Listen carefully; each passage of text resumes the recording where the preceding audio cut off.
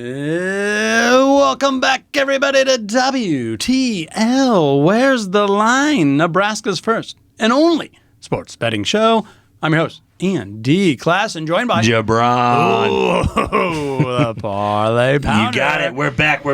Yes, we are. And we are back in a big way. I mean, people are saying, it's a dead week and there's not a lot going on. Yes, there is. There's plenty going on. Stuff going on. Do people bet on cricket? Yes, they bet on cricket. Home run derby. And if you have the Betfred app, you bet on all that good stuff. You can bet on all of it. That's a good segue to introduce our guest today. Yep. Travis Justice. Travis, how are you doing? Good. It's interesting. I don't mean to be confrontational to start the show up. But Let's do it. You said you're Nebraska's first and only sports betting show. Mm-hmm. Yeah. I've been doing Behind the Point Spread on Wednesday nights on YouTube old Scott with old Scott Sprites. Wow. Yeah. But you know what? Well, I'll let it go. But this is all we do, and we're on ESPN Radio. And as far as that goes, I think that's all. That's fine. Give us a bone. Throw us a bone. Yeah. Who is this guy? Yeah, I know. Jeez. Technicalities, right? Yeah, technicality.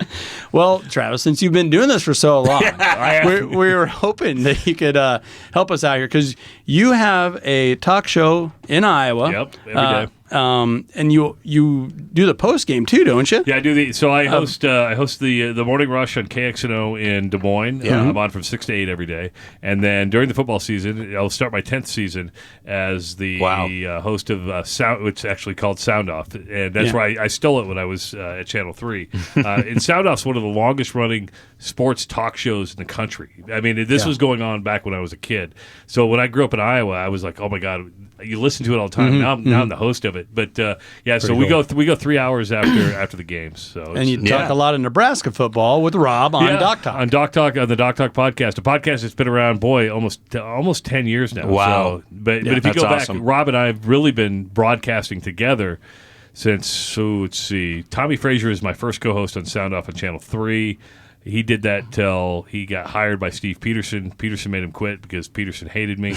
And then Rob and I have been together since like 2002, 2003. There you go. Yeah. Oh, yeah. That's awesome. It's really cool. Yeah. And you guys always have some delicious beers. That's another commonality that we have. We're sponsored by Nebraska Brewing Company. Yeah. Kim and her husband are great people. I love. We actually, the company I work for, built their tap room up on 108th. Yep. So I've known them for a while. It's the best. Kim and Paul. Yeah. And it is really good beer.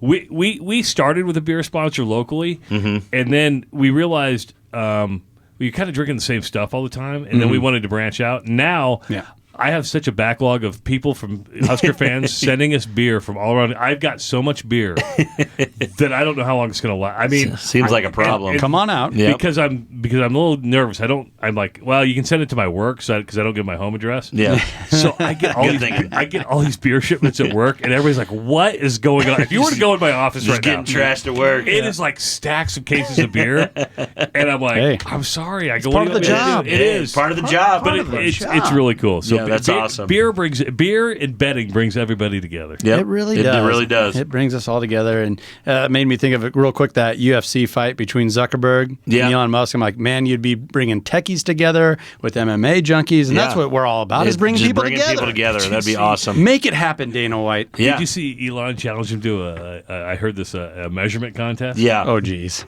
They are willing to go toe-to-toe on anything, so it might be a decathlon by the end of it. Sweet baby Jesus, please give this to us. Just give it to us. Make it happen. All right, now back into reality here. Yeah. We're looking at a couple different lines here. Let's start with the Huskers. I'm seeing a lot of 6 over-unders. I'm seeing 6.5. Where's Betfred have it at, Betfred Travis? was 6.5 this morning. And I think that's where it probably should be. Yeah. And that's where you're going to get a lot of people betting half one way and half the other way. I feel good about 6. I don't feel good about 6.5. I do. know. I'm taking the over. Yeah, I think the over is smashing, especially if you can find it somewhere at 6, Andy. I believe this is probably one of the safest bets in the Big Ten this year. I just think our schedule is so pud that we can get 6. I mean, we can get 6 for sure. I believe we get 7 to 8 wins this year, and I think it's really easy when you look at the opponents that we have, especially coming into Nebraska this year. I just really see, like, you got Northern Illinois, La Tech. Illinois, we should be on the road.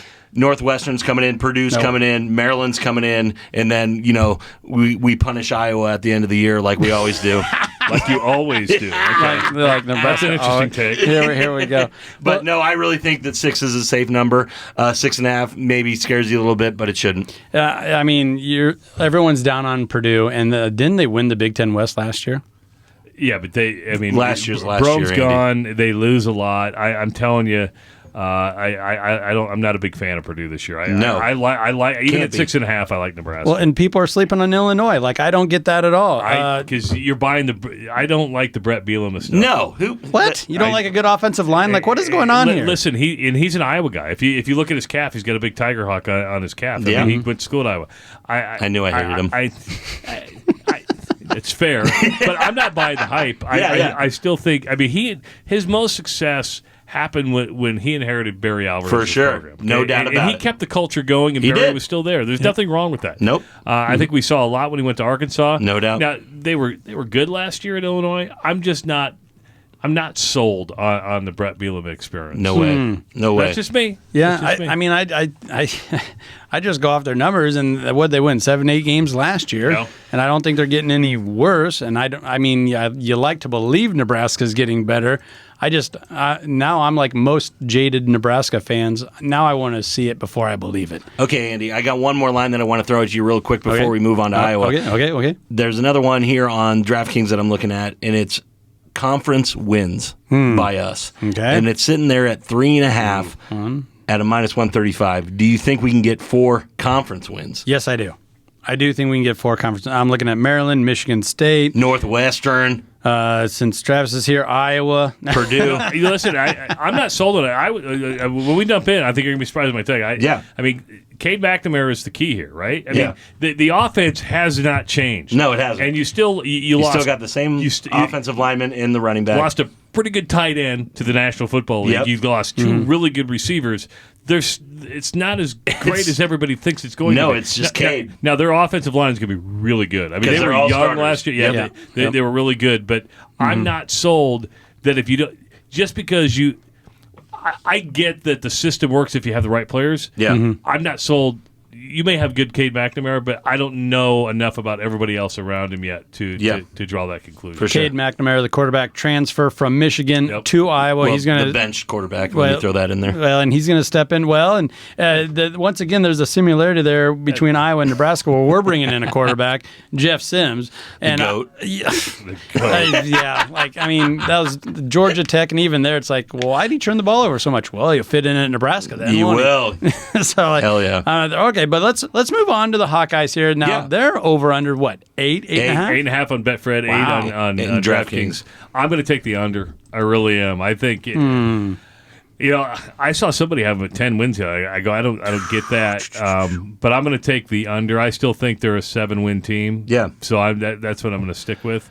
Now here's the deal: if they win 7, you go, yeah. If they win 11, you go, yeah. It's really a coin toss with the Hawks. But I'm going to go with, and I shouldn't, because let me tell you why. Let's go with the year they went to the Big Ten title game, went undefeated in the regular season, and then 2 years ago, every time you count Kirk Ferentz out, he battles back. Battles back. It's amazing because the year they went to the Big Ten title game 2 years ago, that was with all the racism claims. Remember, that should have been a divided team. Yep, it should have been. It came together better, but I'm just. As I believed in Nebraska less, I was a Scott Frost apologist. Yeah. I really was. I think we all were a little bit. And every year I said, they're going to go over. I mean, this is the year. I mean, he inherited such crap from Mike Riley, right? And I kept believing, and I was always wrong. And I always sell Iowa short because they don't have expectations. No, they don't. One thing I respect about Nebraska more, and I'm a Hawk fan. I just want everybody to know I'm an Iowa fan. Yep. I grew up that way. So, but what I love about Nebraska is they always set the expectation in the bar high. Really high. They don't mince words about wanting to win championships. Yeah. Now, Iowa, I think, wants to win championships. They just don't vocalize it. It's more the old Osborne way, because Osborne never vocalized about winning a national title. Oh, sure. It was doing the little things add up to the big things. Yeah. You let the fan base do it. But you just want to hear somebody say, No, we want to win the Big Ten. Exactly. You know, and Nebraska's not afraid to do it, and I respect the hell out of it. I like the passion there. Yeah, and for sure, the under a little bit with the Iowa, I just think it's just because of so many questions that you have right now. Kirk Ferentz, the serious problem on offense, obviously, and a lot of that is directed at his son, Brian. So I just think that there's too many questions. Like you said, the offensive line should be a lot better this year, but, the big question mark is Cade McNamara, the guy that everybody thinks he is, and putting him up on a pedestal right now as, that Michigan transfer. Now, if Iowa can average 10 more points a game. Exactly. Throw that in with that defense. I was going to say, you're not believing in the new incentive. No, well, hold on. But you throw that in with that defense. Defense is top 25 easy. Yeah, top 10 probably. Yeah, they're good. And then top 5 in Big Ten. Then we got a game changer at that point. So I'm gonna hammer the over. You got Utah State's a win, Western Michigan's a win, Iowa State, get them this year. No, not Michigan State, they're going to beat them. I don't think Wisconsin is as good as everyone's talking about. Luke Fickell's trying to put something new in. No way. Iowa's got that game. Purdue's down. Do I believe in Minnesota? No. And if you believe what you're saying as far as Illinois, that could be a win. Rutgers should be a win. And come on. Yeah. I mean, Iowa should probably beat Nebraska. They got a better offensive line. They got a better defensive line.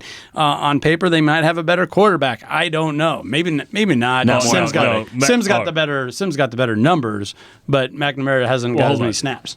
True, but McNamara, let's not forget, took him to the college football playoff. Exactly. Right? That's what I'm saying. We're just throwing shade at him. We know that's what I'm saying. I mean, I respect the hell out of Jim Harbaugh for going, I got a quarterback that took us to the college football playoff. I got a better quarterback now, and I'm going to bench. I mean, that takes some balls to do that. Yeah. It really does. Yeah. And how about to be in a program to be in that position? It's kind of cool. Yeah. No, it would be really easy to awesome. Just sit there with two quarterbacks and say, well, this one's really good, but I got a really good one coming in. So that would be a nice place to be in. It's just not in Nebraska's cards right now. God, I remember those days.